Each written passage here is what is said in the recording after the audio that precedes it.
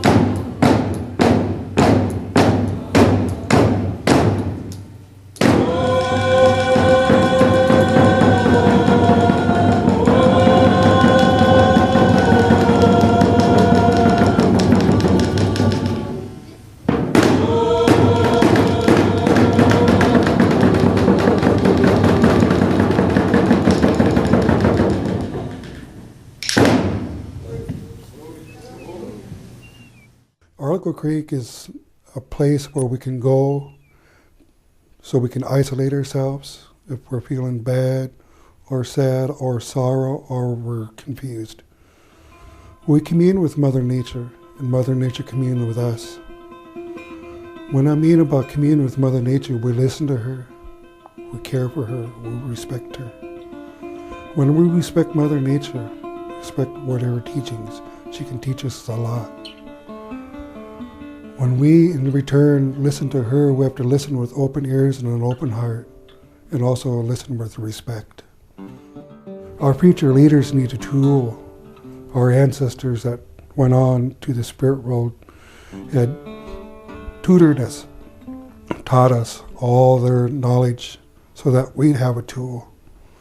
And now, in return, in the continue of education, we are being educated a little more because every day in life, everything's getting modernized, but still we have to use that modern technology to help enhance Arlico Creek so it become a very good ecosystem. It's not just that we have a deep commitment to teach our own children their culture and their history and their values, but at some point we have to share a part of who we are with the dominant culture and mainstream people, because if we don't, then it leads to a lot of misunderstanding and what people have to draw from are stereotypes and very bad literature that's been written about the Lummi, but certainly been written about Native Americans in general.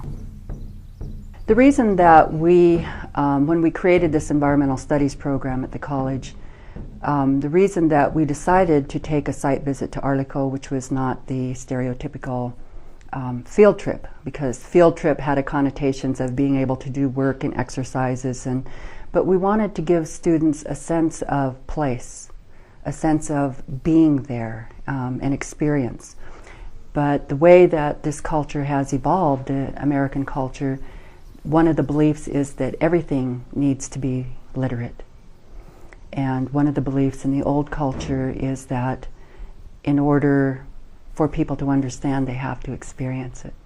And in order to experience a sense of place and a sense of identity in that place, you have to be there. At the beginning, I really didn't know what to expect by going up to Arlico. I thought, oh, I'd go up to see a pretty sight, taking some sightseeing, and as the day developed, it became much more than that. Me and my companion, John Rumboldt, were traveling down to the creek, and at that time we couldn't even see it, and I couldn't even hear the creek. And I was up there 2,000 feet and thinking, well, where is this creek at, you know, and how are we going to get there, you know? And we're sitting there, and I'm standing there, this guy's crazy. And of course, he worked for the service for 20 years, the United States Forest Service, so kind of had trust that he knew what he was doing. It's just a privilege to be able to go here with someone who's a member of the Lummi tribe, and to whom Arlico Creek really does have significance. It kind of captivated me in a way that,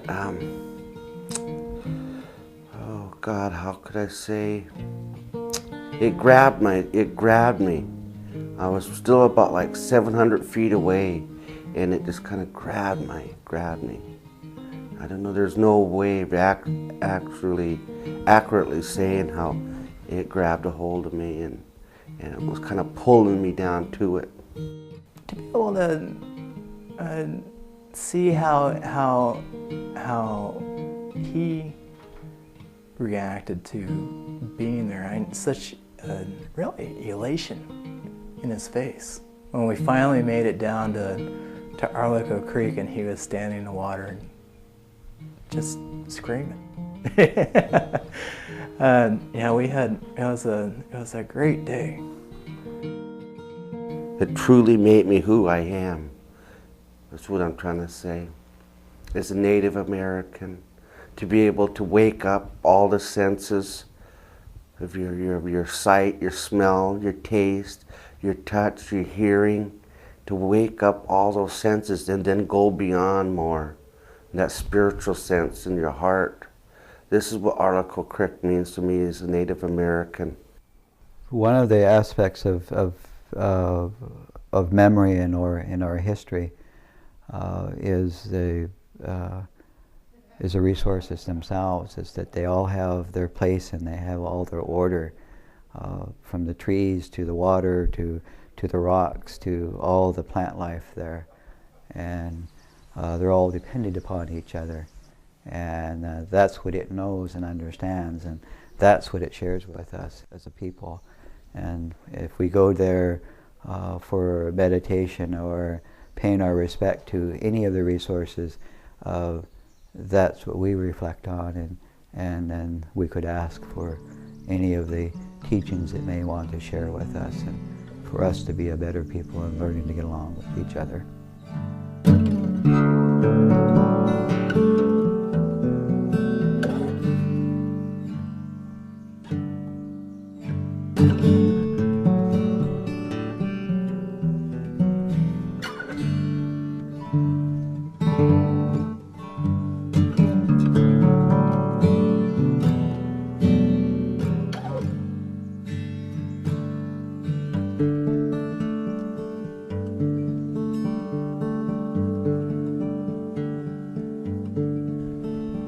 I remember when we could drive and see the rich green forest for miles up in the mountains.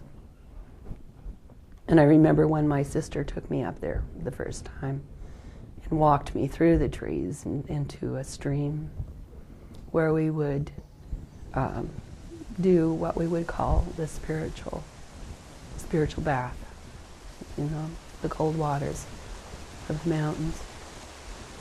And I can never forget that. I will never forget it. And how we worked so hard in the 80s when we started the the effort to save the old growth forest. But one of the things that people mentioned over and over was clear water, clean, pure, pristine water to go to for the spiritual bath, for the time of prayer and cleansing, purifying. And nowadays, when we go up there, we have to look very, very hard to find a place like that. So I'm wishing that the times that I went up there with my sister, that I had paid more attention to the beautiful places that are no longer there.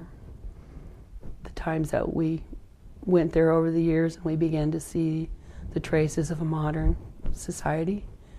We saw the evidence of the styrofoam cups, even diapers that were left laying in these beautiful areas that people had come to share and enjoy, and then left the debris there. And we looked farther and farther for places that could not be reached and treated that way. I guess now that it's almost impossible. One day I was driving a group of young children to the Tulalip Indian Reservation, and they were a young canoe club. And when we drove back, they looked up and they saw a hill in the Whatcom County area, and they just let out these loud cries of, "Ooh, look at that, that's awful, what happened?" Looking up there, and then I saw the hills with the clear cuts. And I had to be the one to tell them the bad news about clear cuts. They didn't know about them. And they were seeing it for the first time, you know, with clear eyes, how strange and ugly that looked to them. And I didn't realize that it affects me like that internally. And when I heard those children cry out loud like that, and I realized how it was going to affect them always, you know, forever, because that forest will never be the way it was.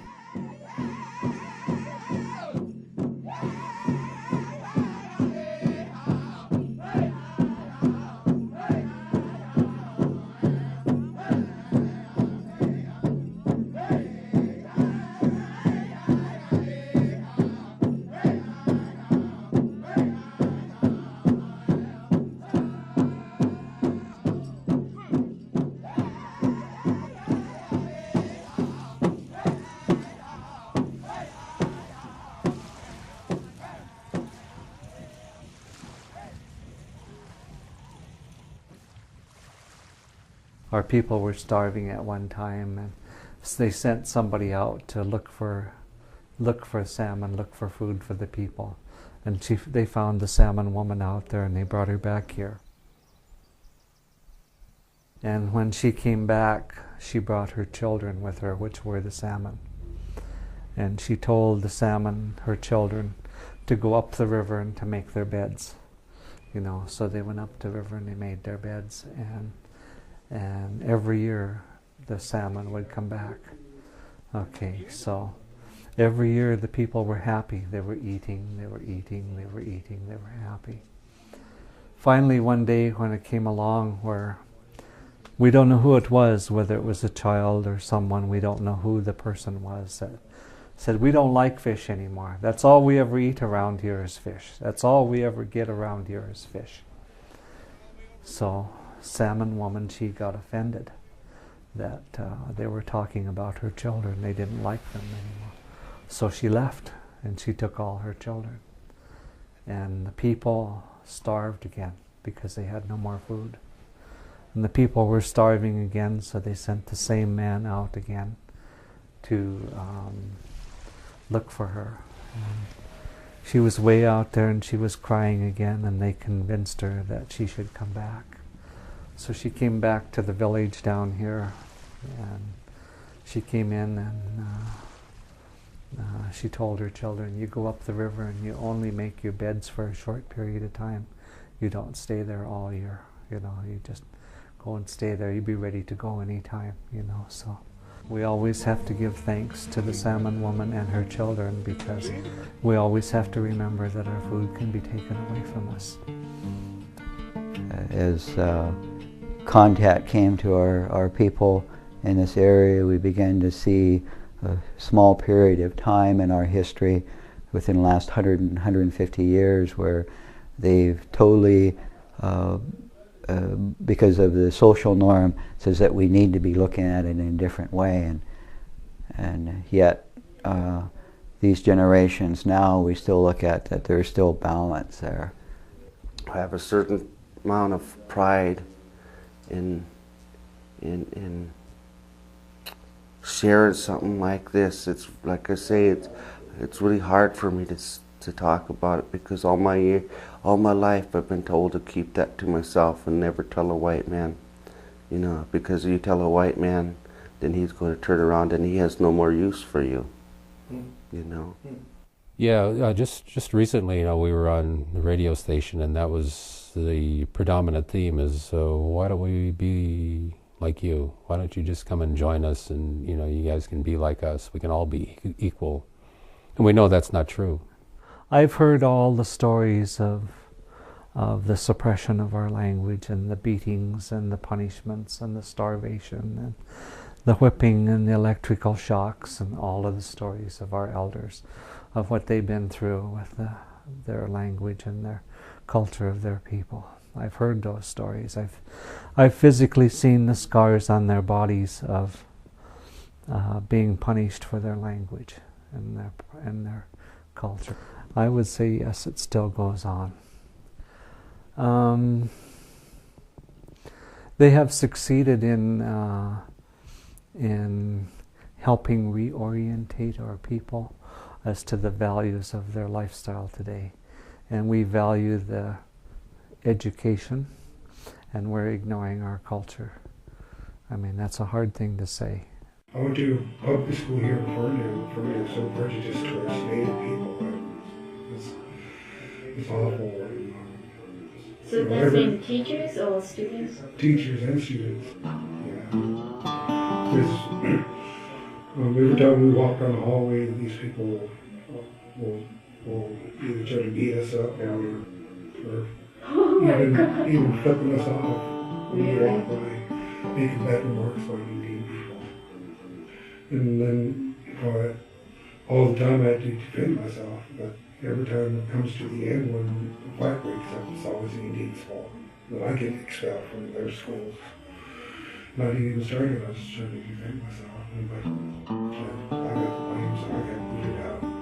Well, the whole thing about having to leave your home, having to leave your language, having to leave your culture and tradition away, and do that in a way that was not agreed to by both parties, by both peoples, by children, that there's probably a great deal of sorrow still within the eyes of our people.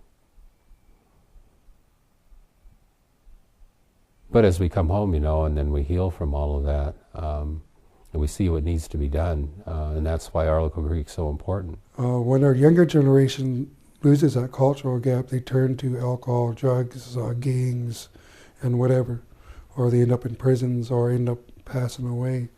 And we, in return, would like to turn that cultural gap around to get our younger generation to follow the old ways of our ancestors.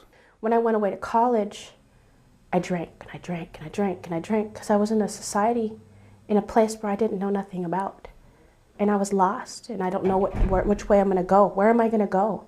I don't know how to act like a white person. I'm a Native American. How am I supposed to? How can you put me in a society of white people and expect me to act like a white person? I don't know how. That's not me. So I did it, and I watched, and I learned, and I did all the little things that everybody else did. But in that, I lost myself.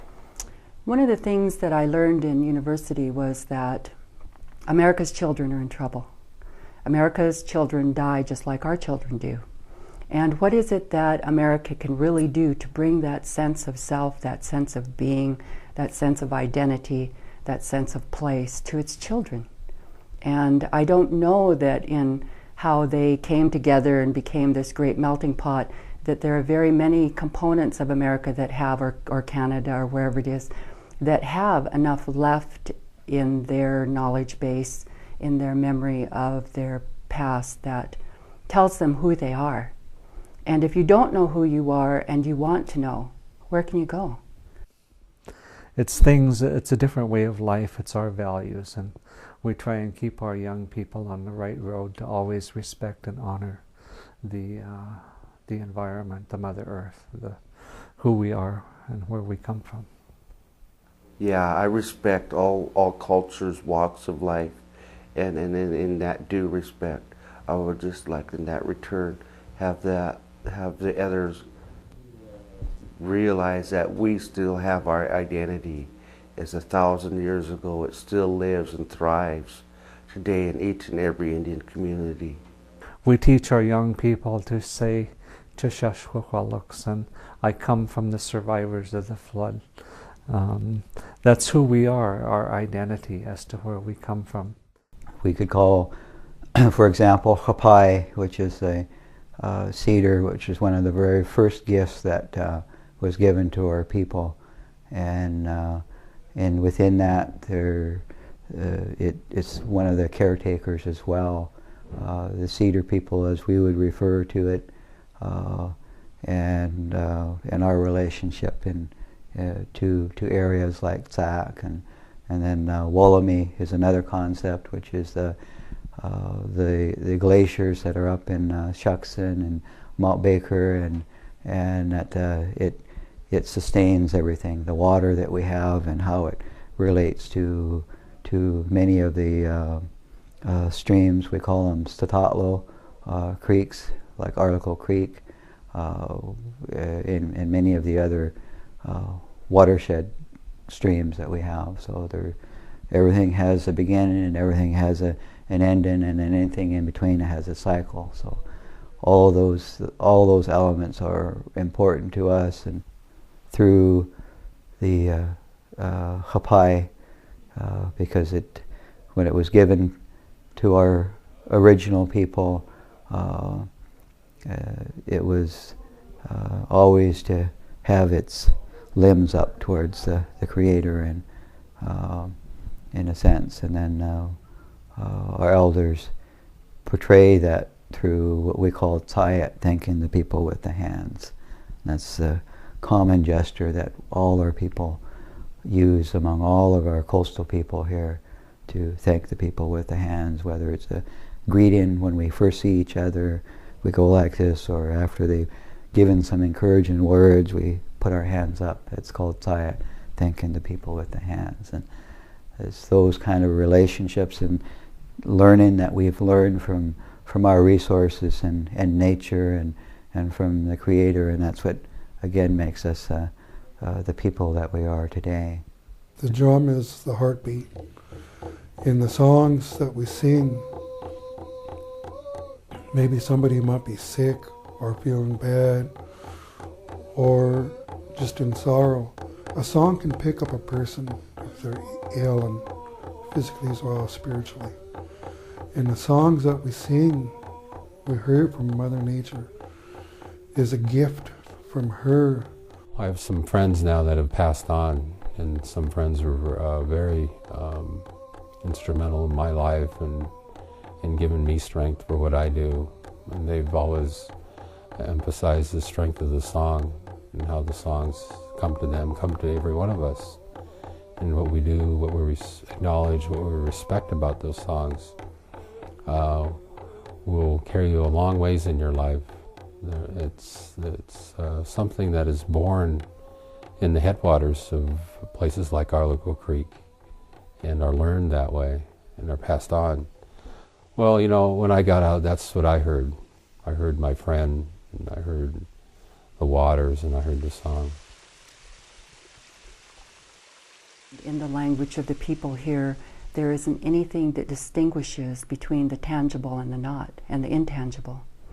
And that, I think, really demonstrates a worldview in which those things were not separate to us, the way that they are separate today in American belief systems and Christian belief systems. Our songs that we have there for them, it's those, because every origin story has a song in it, and in those origin stories, songs and words, and that's what it perpetuates, it sustains that relationship between the Creator, the resources, and us as a people.